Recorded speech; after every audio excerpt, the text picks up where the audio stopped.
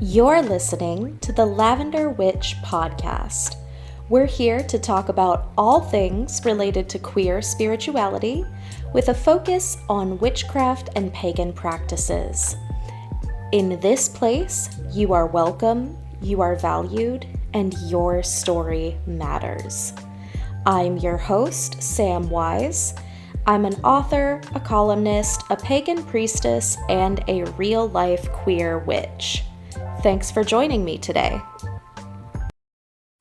In my last solo episode, we talked about a lot of history. And I do think that history is important because that's the foundation for our modern practices. But this time around, I want to give y'all some more practical information. It's all well and good to talk about history and theory, but I want people to leave this podcast with things they can actually use in their own spiritual practices. So today is going to be a little bit of theory, just because I find it helpful to talk about why we do things a certain way, but mostly we're going to talk about practical knowledge. Before we get into it, I have a couple of quick housekeeping items. First, the ebook version of my book, Lavender Witchcraft, Crafting Queer Magical Practice, is officially live, so you can pre-order it wherever you get your ebooks. And if you enjoy the kind of things we talk about on the podcast, I think you're really going to enjoy it. It is also available as a paperback, so if you are a physical books person, that's an option as well. And if you pre-order, you will receive the book on its release date, which is at the end of August in the United Kingdom and on September 1st here in the United States. And pre-ordering really is the single best way to help out your favorite small authors. Second, I am very relieved to announce that July is not nearly as busy for me as June was in terms of events, but I will be at Mystic South in Atlanta, Georgia on July 17th, 18th, and 19th. I'm not presenting this year, but I will be attending the conference, and I'm really looking forward to getting to learn and be in community with other witches, pagans, and mystical folks from around the country. And I do actually know the Atlanta area pretty well, so if you are visiting Mystic South from out of town and need to know where to stay or where the good restaurants are, I'm happy to provide recommendations. You have my permission to DM me on social media and ask where the good coffee shops are. With those announcements out of the way, let's get into the meat of today's episode. Today is all about sacred space, how to create it, how to maintain it, and how to queer it up. I think this is one of the most important basic skills in witchcraft, because even if you are not someone who uses a circle for every ritual, which, for the record, I am not, it's important to be able to take a step back from our everyday life and say, okay, I am making space for my spiritual practice right now. That ability to make space for ourselves and give our souls room to play is what all magic and spell work builds on. And again, this doesn't have to be a circle. Creating sacred space doesn't have to be a big ritual. It can be quick and it can be simple. This also doesn't have to be a physical space. In a lot of ways, sacred space is a state of being more than it is a physical place that we go to. So absolutely no worries if you don't have access to a physical space that you can dedicate full time to your spiritual practice. We'll be weaving some discussions of accessibility into our conversation today, because a lot of witchcraft books and social media place a lot of emphasis on having physical altars, which just isn't an option for everyone. And a lot of the popular methods for creating sacred space use things like incense and candles, which can be beautiful but are not accessible to a lot of people because they might trigger an asthma attack or a migraine or some other health issue. So we'll definitely be discussing some smoke-free and flame-free methods for cleansing your space, and hopefully there will be something here that works for everybody and for every body.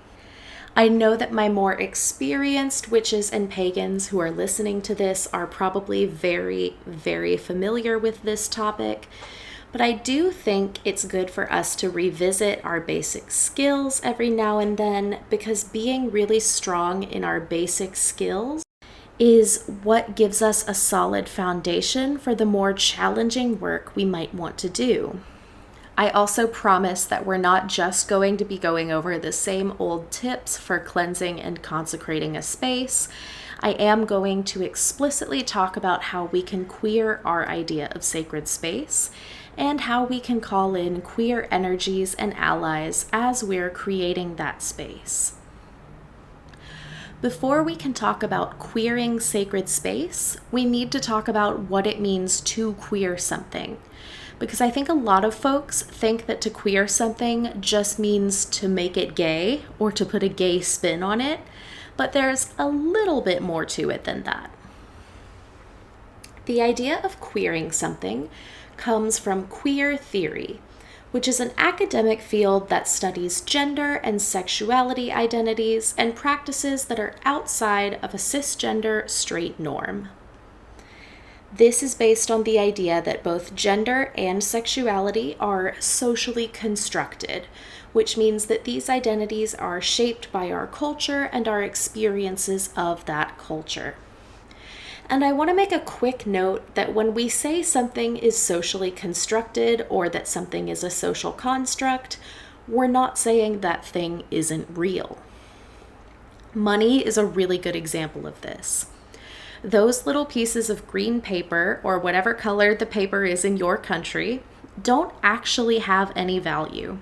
It's paper. But we as a society have all agreed that these pieces of paper have value, or that they represent value. And that is what money is. Money is a social construct. But that doesn't mean money isn't real. Money is very real, and having it or not having it causes very real problems for people.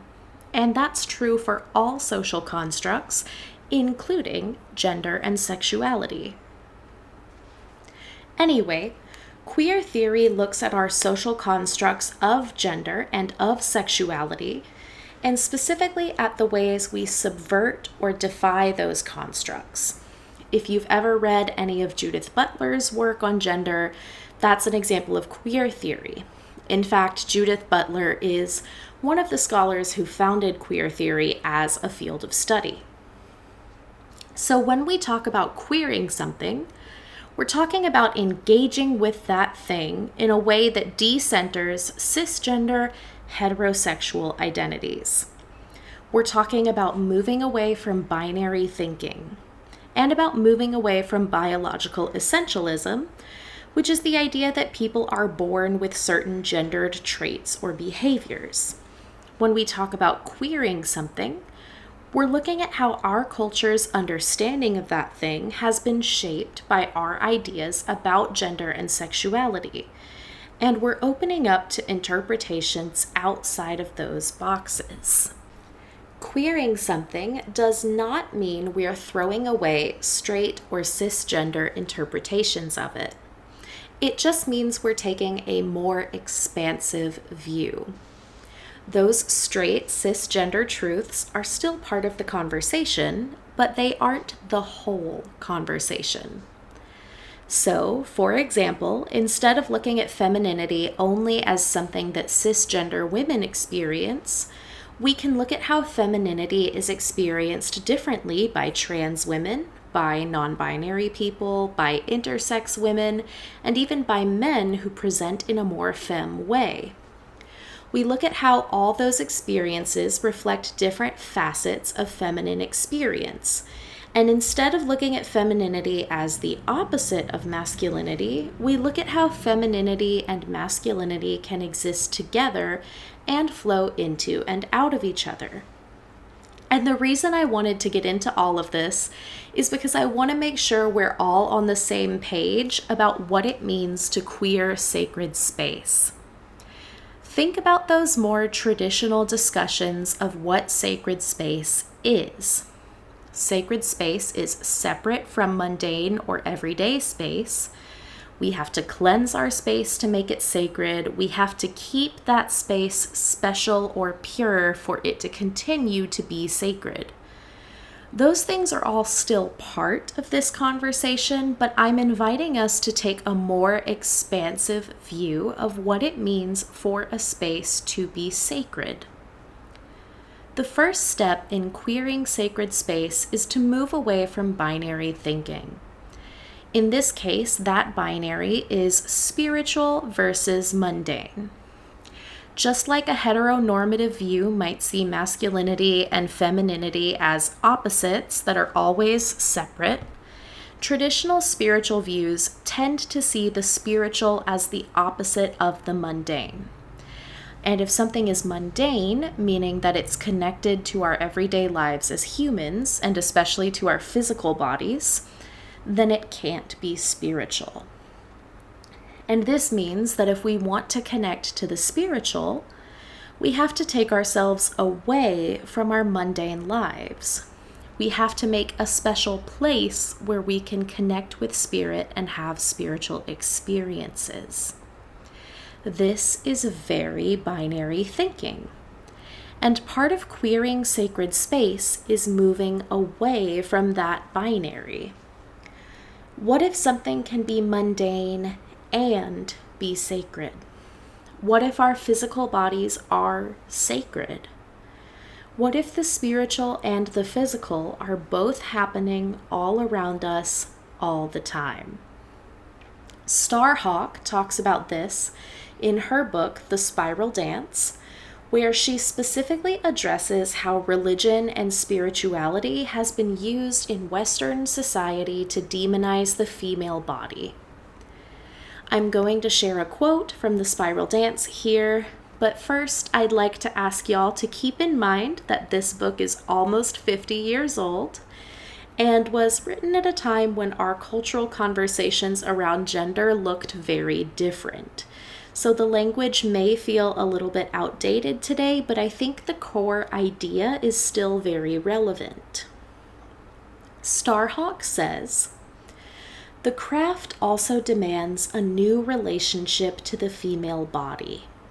No longer can it be seen as an object or vilified as something dirty. A woman's body, its odors, secretions, menstrual blood, are sacred, are worthy of reverence and celebration. Women's bodies belong to themselves alone. No spiritual authority will back a man's attempt to possess or control her." So in this quote, we see how this binary thinking around what it means to be sacred or spiritual is connected to the patriarchy. We see how the sacred has been used as a tool to disconnect us from our own bodies, especially feminine bodies. When we insist on separating the spiritual from the physical, we create a hierarchy of bodies, where some bodies are closer to this spiritual idea than other bodies. And that hierarchy then gets used to justify violence against marginalized bodies.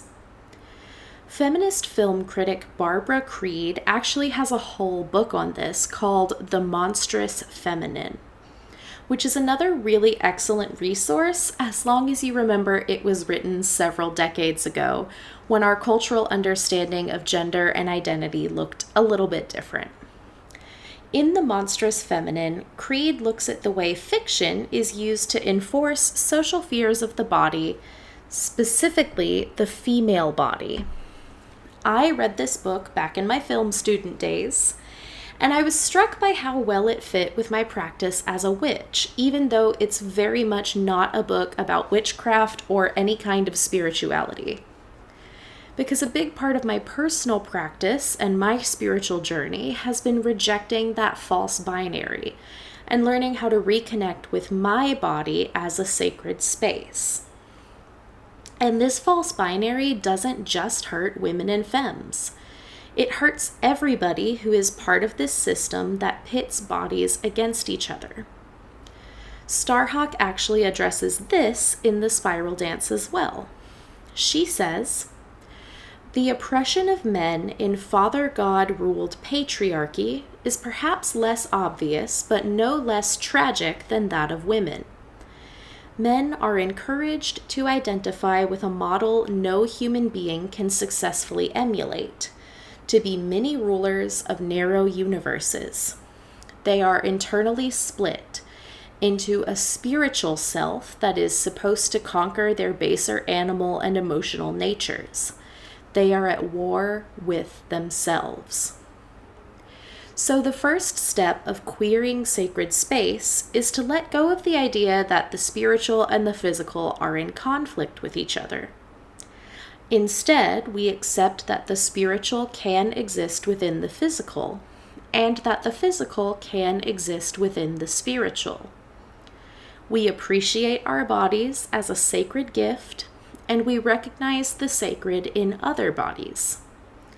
We ground ourselves in this understanding that both things are true. We are spirits and we are bodies. We are spiritual and physical at the same time. This changes how we approach sacred space in our magical practice, because we're no longer viewing sacred space as an escape from the mundane world. Instead, we view it as a place to honor the sacred in the mundane. When we take this approach, creating sacred space becomes less about separating from our mundane reality and more about setting aside an intentional time and space for spiritual work. It becomes a way to signal to our brains and to our spirits that it's time for magic. This reminds me of my partner. We are usually a no shoes in the house family, but when my partner needs to do a task like washing dishes or fixing a leak, they put on shoes because this signals to their brain that relaxing time is over and now it's time to do work. And this makes it easier for them to transition into work mode. I think of setting sacred space in a similar way. It's a way of easing our transition into a spiritual headspace. And truth be told, setting sacred space doesn't have to be complicated. It can be as simple and as easy as taking a moment to say, "I am here, and I am stepping into my spiritual practice." But I personally like a little bit of ritual. I find it helps set the mood, and it gets my magical juices flowing for spell work or for connecting with spirits. So usually I do dress it up a little bit. I usually start with cleansing because I think it's a great way to sort of shed the stress of the day and be really intentional about which energies we bring with us into a spell or ritual. And honestly, sometimes I cleanse even when I'm not doing anything mystical because I realize I'm carrying energy that isn't mine or that isn't serving me. Cleansing is a really great way to release that energy so I can go about my day. There are many, many ways to cleanse yourself and your space. I think smoke cleansing is probably the most popular, or at least the method we see most often in pop culture and on social media. And if that works for you, I think it can be really beautiful. I love incense, I love burning herbs, and I think smoke can be a really powerful ritual tool. But I know that smoke cleansing is inaccessible for a lot of people. It can cause respiratory issues, especially for people with asthma and other respiratory disabilities. It can trigger headaches and migraines. It can be a fire hazard, depending on how you do it. And depending on where you live, it may not be an option for you because of building codes or rental agreements. It's also generally recommended to keep smoke away from children and pets, so there really are a lot of situations where smoke cleansing just isn't the best option. So let's talk about some alternatives that are a little bit more accessible. I find that a lot of these accessible cleansing methods also tend to be more gentle on a spiritual or energetic level, so it's less dramatic cleansing than smoke or incense. And sometimes that's nice. I don't always want a deep clean. Sometimes I just need a little pick-me-up. One of my favorite parts of smoke cleansing is how it uses our sense of smell to create a sacred atmosphere. So first, let's talk about some other ways to use scent to create a sacred space. Essential oils are great for this. And I do know several witches who will run an essential oil diffuser while they're in ritual. If you can't do smoke, but you can do a light scent, this can be a great incense alternative. If you don't have a diffuser, you can mix essential oils with water and witch hazel to create a room spray, which is a little bit more portable. I really enjoy these cleansing sprays. I used to have one that was made with lavender, rosemary, and eucalyptus oil that I used to freshen up the energy in my house between more intense deep cleansings. Although I am out of it right now, so I really do need to make more. I also have a heavy-duty cleansing spray that I keep in my car, and I use that after visiting a cemetery or any other spiritual hotspot so I can spray myself down as I'm leaving to avoid bringing anything home with me. And if making your own cleansing spray isn't accessible for you, it's absolutely okay to buy a pre-made room spray and use that for cleansing. There are a ton of these on the market and they tend to be pretty affordable, so that's an option as well. You can also apply essential oils directly to the skin as long as you're diluting them with a carrier oil. This is great for when you're out in public and need to be discreet. This is actually what I used to do when I was a social worker. I would keep a rose perfume rollerball in my bag, and if I felt myself picking up a lot of heavy energy, which I often did at that job, let's be real, I would dab a little bit of rose oil onto my skin and say a quick incantation to cleanse myself, and I found that really helpful. I also like essential oils because they allow us to connect with plant spirits. I do a lot of work with plant spirits in my practice, and I love calling on these allies when I need help with cleansing. Obviously, you can do that with smoke if you're burning herbs or resins, but you can also do it with essential oils, and that can be a really beautiful way to begin a ritual. But I do know that essential oils don't work for everybody. I know a lot of folks have allergies, and I know that essential oils can be a migraine trigger for some people. They can also be kind of pricey, which makes them less accessible. So let's talk about some scent-free options for cleansing, and then we'll also talk about low-cost options. Fire itself is very cleansing, so sometimes I like to use candle flames to cleanse before a ritual. I do get migraines, and I find that paraffin wax is a trigger for me, especially like a burning paraffin candle. So I like to use unscented beeswax or soy wax candles just because those don't give me any sensory issues. If you're cleansing a space before a ritual, you can place lit candles in a circle around your working space, or you can use a single candle and carry it carefully around the space to consecrate it. You can also cleanse yourself by circling a lit candle around your body, but that can be kind of tricky to do without help and can also be a fire hazard. So instead, I recommend holding that candle in your hands and meditating on the flame for a few moments. And of course, anytime you're working with fire, you want to be safe and make sure you're practicing good fire safety. So you want to make sure you have water and an extinguisher nearby just in case. Another of my favorite ways to cleanse is with water. Speaking of water, water on its own can be very cleansing, especially moving water, but I personally like to mix it with salt for an even deeper cleanse. This is something I do in my Reiki practice. I am a Reiki master teacher, and before I do any kind of session or attunement, I like to take a saltwater bath. I don't add any scent or any oils or bubbles or anything else. It's just water and salt. And I find that really helps prepare me for Reiki. But you don't have to take a bath to cleanse with water.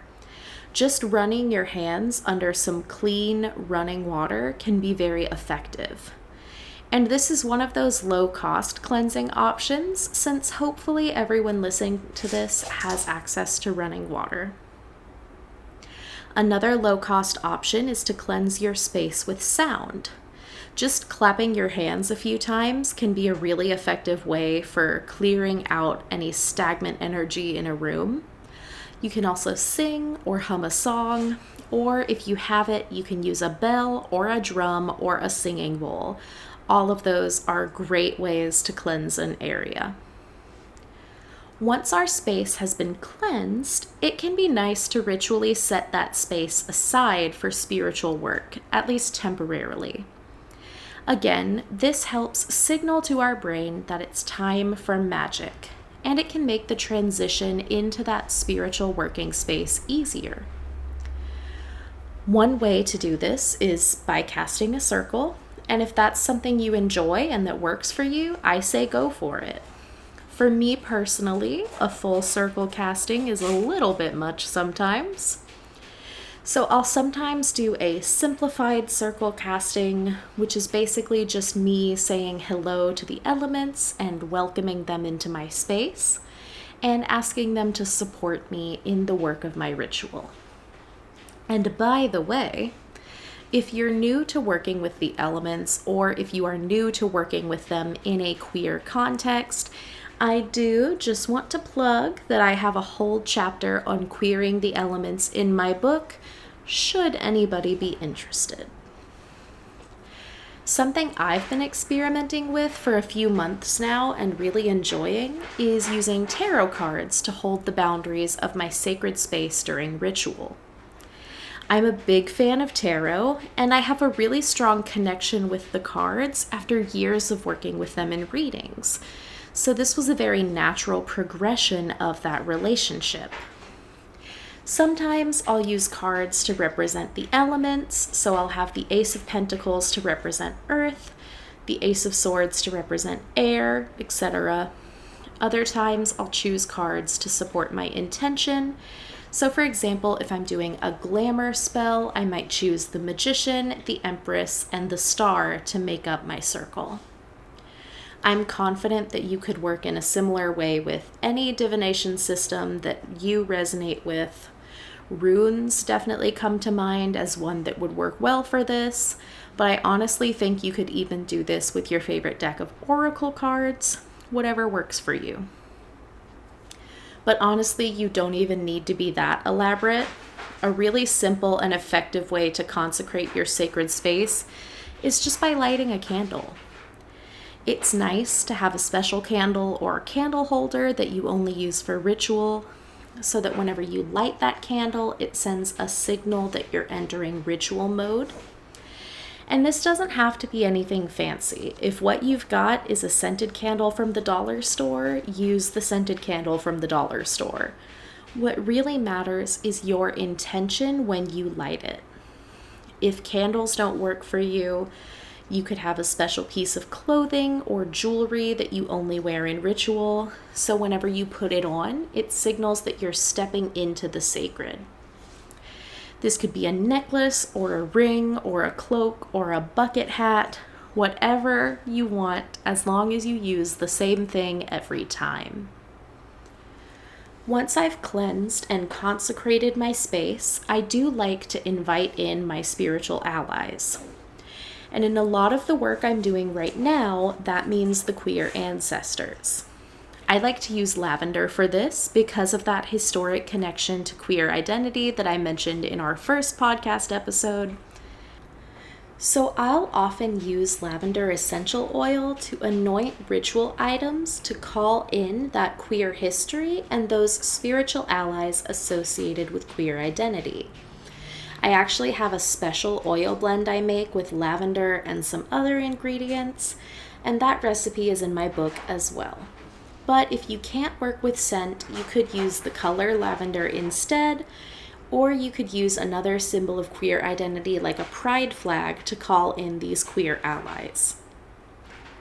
And that is how you do sacred space in a queer witchcraft practice.